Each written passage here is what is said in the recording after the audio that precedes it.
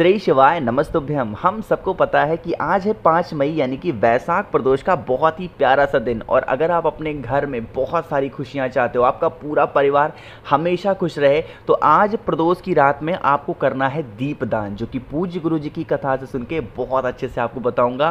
पूरी फैमिली, पूरा परिवार आपका खुश रहेगा, कभी भी लाइफ में उनके जीवन में कोई तकलीफें नहीं आएंगी। ठीक है ना। अब वो कौन सा दीपक है, हमें एक लगाना है या कितने, ये सब कुछ पता चलेगा जब आप वीडियो को पूरा देखोगे। ठीक है ना।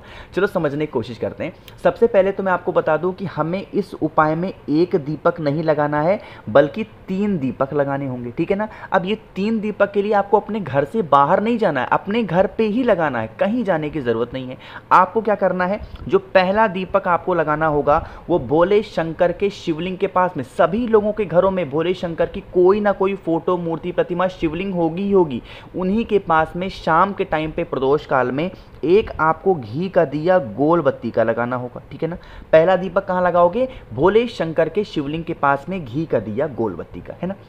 चलो दूसरा दीपक कहाँ लगाएंगे, आप सभी लोगों के घरों में बेल का भी पेड़ होगा ही होगा, चाहे गमले में लगा रखा हो या फिर बड़ा सा पेड़ होगा। अगर बड़ा सा पेड़ है तब तो बहुत अच्छी बात है, क्योंकि जब भी हम पूजन करते हैं बेल पेड़ की, तो उसकी छांव हमारे ऊपर पड़नी चाहिए, उसका असर बहुत ज़्यादा होता है। ठीक है ना। तो आपको क्या करना है, जो दूसरा दीपक आज शाम के लगाना है वो आपको लगाना होगा घी का दिया लंबी बत्ती का। कौन सा, घी का दिया लंबी बत्ती का आज दूसरा दीपक लगाओगे। ठीक है ना।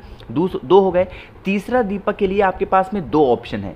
अगर आपके घर में आंवले का पेड़ है तब तो बहुत अच्छी बात है, अगर आंवले का पेड़ नहीं है तो शमी का पेड़ तो होगा ही होगा। दोनों में से किसी भी पेड़ के नीचे आपको तीसरा दीपक लगाना है। लेकिन अगर आप आंवले पेड़ के नीचे दीपक लगा रहे हो तो घी का दिया लंबी बत्ती का लगाएंगे, और अगर शमी पेड़ के नीचे दीपक को लगा रहे हो तो घी का दिया गोल बत्ती का लगाएंगे। जो भी व्यक्ति वैशाख महीने की प्रदोष पे शाम के टाइम पे प्रदोष काल में इन 3 दीपक को 3 स्थान पे लगा देता है, उनकी फैमिली में कभी कोई संकट आ ही नहीं सकता। और अगर कोई संकट चल रहा है, जिस भी कारण से घर में आ चुका है, वो संकट हमारे घर से दूर जरूर जाता है। ठीक है ना। करना जरूर है, सभी को भूलना किसी को भी नहीं है।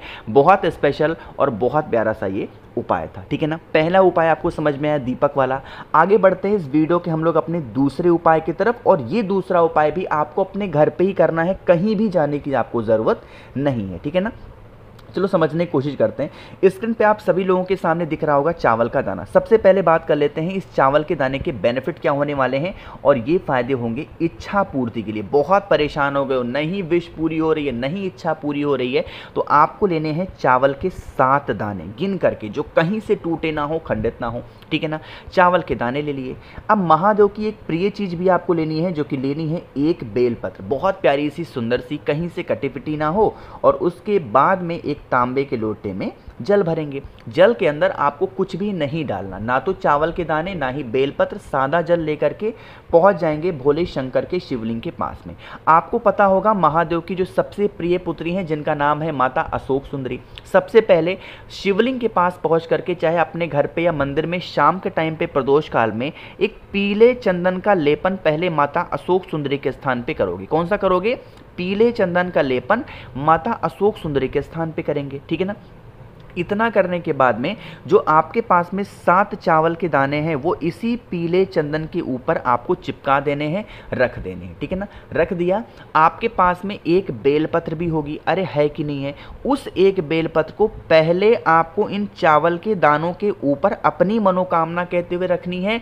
फिर इसी बेलपत्र को उठा करके भोले शंकर के शिवलिंग के ऊपर समर्पित कर देना, और आपको कुछ भी करने की जरूरत नहीं है। जब आप बेलपत्र समर्पित कर रहे हो तो आपको अपने विशेष, अपनी इच्छा जो बहुत दिनों से अधूरी है, पूरी नहीं हो पाई है, उसकी कामना से समर्पित करेंगे। और फिर एक लोटा शुद्ध जल तांबे के लोटे से श्री शिवाय नमस्तुभ्यम का जप करते हुए समर्पित कर देना। यकीन मानिए, अगर वैशाख महीने की इस प्रदोष पे आपने इस उपाय को पूरे नियम और पूरे विश्वास के साथ कर लिया, तो जीवन में आपको कभी कोई तकलीफें नहीं परेशान करेंगी, और आपका पूरा परिवार तो खुश रहेगा ही रहेगा। ठीक है ना। बात आ रही क्या समझ में। 2 उपाय की हमने बात कर ली है। तीसरा उपाय बहुत स्पेशल है, क्योंकि यह उपाय है कि अगर आप व्रत हो तब भी आपको व्रत का पूरा फल मिलेगा, और व्रत नहीं हो तब भी आपको व्रत का पूरा फल मिलेगा। ठीक है ना। बहुत स्पेशल, बहुत प्यारा है। कैसे करना है आपको बताऊंगा, लेकिन उससे पहले जल्दी से कर दो वीडियो को लाइक, और मेरे जितने भी भाई बहन आवाज़ पहली बार सुन रहे हैं चैनल को सब्सक्राइब करेंगे। और एक छोटी सी रिक्वेस्ट आप सभी लोगों से, वीडियो में आपको मेरी कौन सी बात खराब लगती है, कौन सी अच्छी लगती है, ये नीचे कॉमेंट सेक्शन में बताइएगा, ताकि मैं जब अगली वीडियो बनाऊँ तो उसमें सुधार कर सकूँ, ठीक है ना। चलो समझने की कोशिश करते हैं। देखो ये उपाय इतना आसान है ना, इतना आसान कि इसके लिए आपको कुछ करना ही नहीं है, सिर्फ एक लोटा जल लो, बस एक लोटा जल लो। उस एक लोटे जल को भोले शंकर के शिवलिंग के ऊपर समर्पित कर दो, जल्दी से, धीरे धीरे मत चढ़ाना, लेकिन इतना भी तेज मत चढ़ाना कि उसका छींटा आपके पैर पे पड़े, ठीक है ना। समर्पित कर दिया। अब यही जल बहता हुआ जलाधारी से नीचे गिरेगा। गिरेगा कि नहीं गिरेगा? आपको क्या करना होगा, इसी जल को नीचे गिरने नहीं देना। अपना राइट हैंड, अपना दाहिना हाथ यहाँ पे लगाना।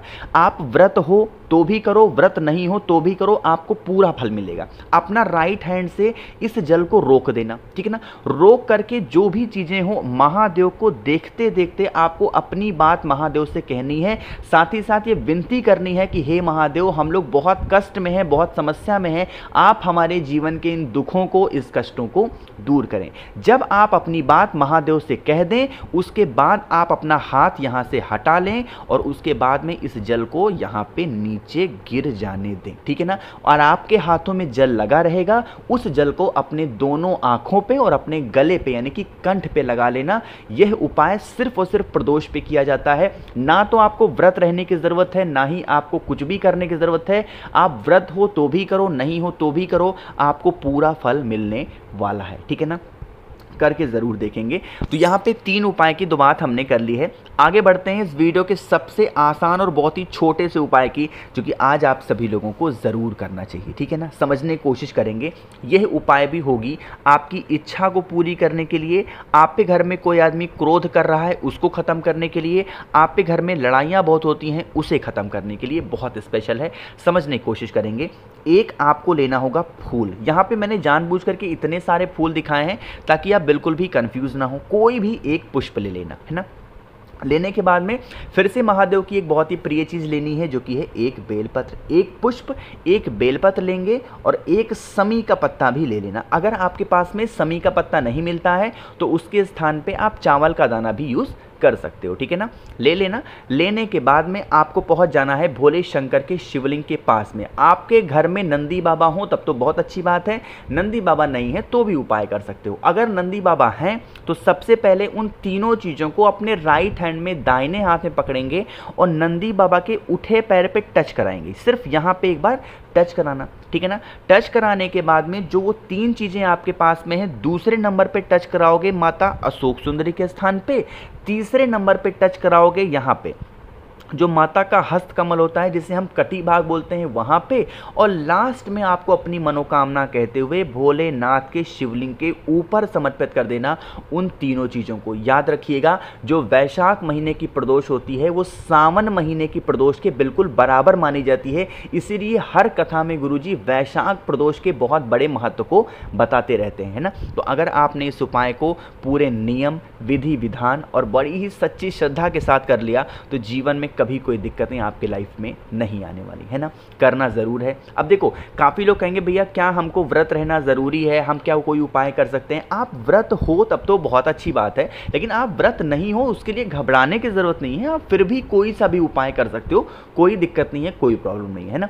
तो वीडियो पसंद आई हो तो लाइक ज़रूर करिएगा। कौन सी चीज़ें पसंद नहीं आई हैं उसकी बात नीचे कमेंट सेक्शन में बताएंगे। बाकी जितने भी मेरे भाई बहन आवाज़ मेरी पहली बार सुन रहे हैं तो चैनल को सब्सक्राइब करिएगा। और अगर आप लोग में से किसी को भी मुझसे फ़ोन पे बातें करनी हो या मैसेज पे बातें करनी हो तो आप हमें इंस्टाग्राम या फेसबुक पे फॉलो करें। उसके लिए आपको सर्च करना होगा द नेचुरल प्लैनेट 108। श्री शिवाय नमस्तुभ्यम।